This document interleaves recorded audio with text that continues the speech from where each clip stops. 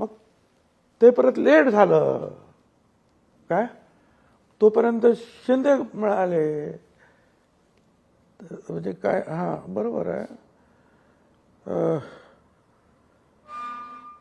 शिंदे मिळाले होते तोपर्यंत आणि शिंदे जात हां, आहेत. शिंदे मिळाले आणि त्यावेळेच्या अगोदर आम्ही जायचं ठरलं होतं, पण लेट झालं.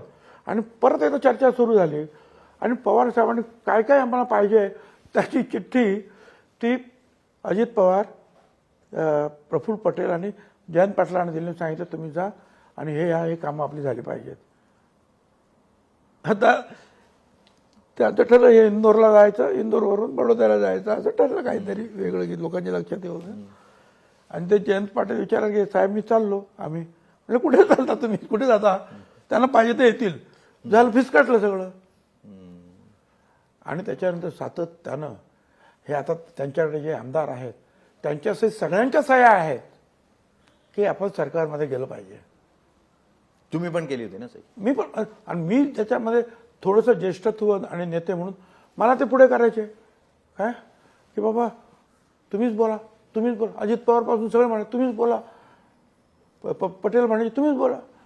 आणि मी बोलायचं आणि त्या साहेबांना वाटायचं का माझाच फार आग्रह आहे. एक दिवशी साहेब माझ्या भडकले, दादा तुम्हाला मंत्री व्हायचं ना, तिकडे. आणि म्हटलं मला मंत्री खूप झालो 91 पासून, परंतु हे सगळ्यांचं म्हणणं असं आहे.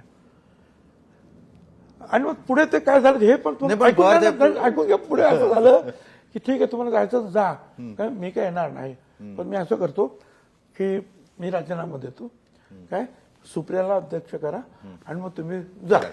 त्याप्रमाणे त्यांनी राजीनामा दिला काय. आणि मग तुम्ही ते बघितलं असेल, ठीक आहे आता सुप्रियाला अध्यक्ष करायचं.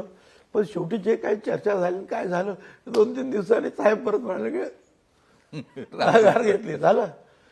आता हे जे असं मला असं वाटलं की बाबा हे कसं आहे, मी तर शेवटच्या क्षणापर्यंत त्यावेळेला आमचा त्या वर्षाचा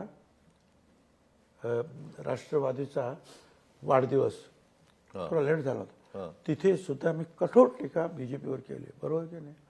अजितदादा पण त्या मीटिंगमध्ये म्हणाले मला अध्यक्षपद द्या, बघा मी किती वाढवतो. आठवत हो हो. त्याच्यानंतर जेव्हा परत चर्चा सुरू झाली, आम्ही 7-8 लोक काहीतरी होतो. म्हणजे आता आहेत ते होतेच आणि अधिक मला असं वाटतं की हे अनिल देशमुख होते त्याच्यामध्ये. आणि 1-2 वेळा मला असं वाटतं की जितेंद्र आव्हाड पण असतील, आठवत नाही. परंतु त्या वेळेला मात्र एक आहे अगोदर कागदावर सह्या सगळ्यांच्या झाल्या होत्या. रोहित पवार पण सगळे जायचो. मग ते 7-8 लोकांच्या आमच्याबरोबर जायला पाहिजे. आता हे काय साहेब हो ना करतात. त्या लोकांना ते लोक पण चिडतात की आम्ही आमचं राजकारण खराब होतं, आम्ही याला सोड त्याला सोड, तुम्ही आम्हाला मध्येच टांग मारता. आपण जायला पाहिजे. आणि मग जे काय ठरलं पुढचं तुम्हाला माहिती आहे की शपथविधी आमचा. पण भुजबळ साहेब अशा रीतीने हे सगळं ते घडलं.